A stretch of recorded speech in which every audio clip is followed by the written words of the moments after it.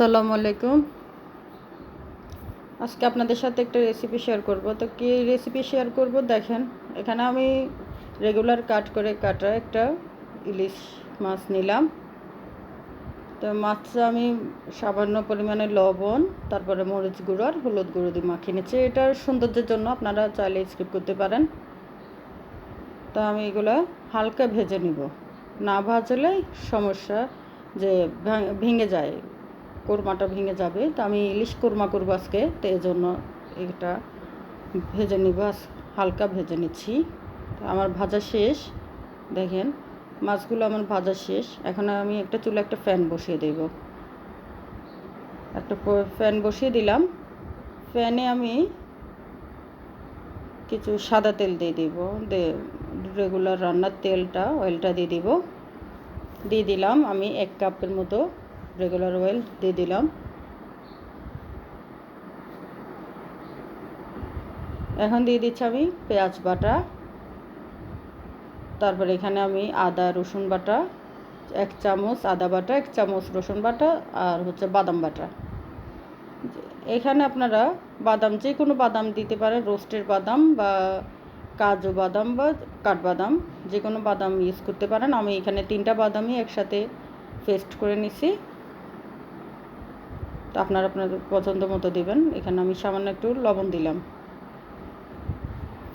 ওই লবণটা আপনারা স্বাদ মতো দেবেন। তারপরে দিয়ে দিচ্ছি আমি গরম মশলা, যে মশলাটা দিলাম,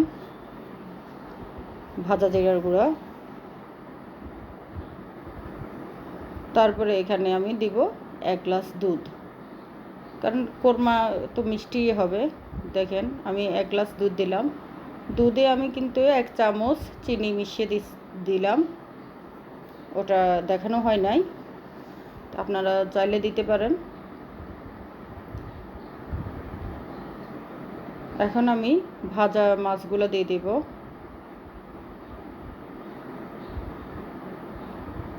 ভেজে রাখা মাছগুলো আমি এখানে দিয়ে দেব। দেখেন দিয়ে দিলাম আমি ভেজে রাখা মাছগুলো। আমি পুরো একটা ইলিশ মাছ, এখানে ইলিশে কোরমা করব, বাসার মানুষ বেশি।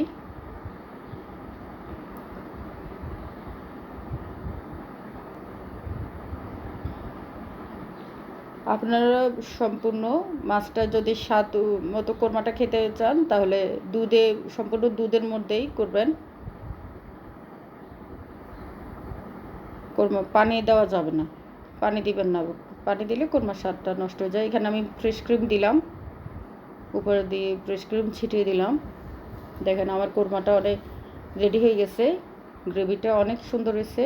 প্লিজ আমার রেসিপিটা ফলো দেবেন, লাইক কমেন্ট শেয়ার করে দেবেন, আর এভাবে কোরমাটা খাওয়ার চেষ্টা করবেন। উপরে দিয়ে আমি কিছু কিশমিশ ছিটিয়ে দিলাম, মিষ্টি, আর একটু মিষ্টি স্বাদ বাড়ার জন্য। তারপর দিয়ে দিলাম হচ্ছে কয়েকটা কাঁচামরিচ। কাঁচামরিচটা দেওয়ার পরে আমি 2 মিনিট রেখে নামিয়ে ফেলবো।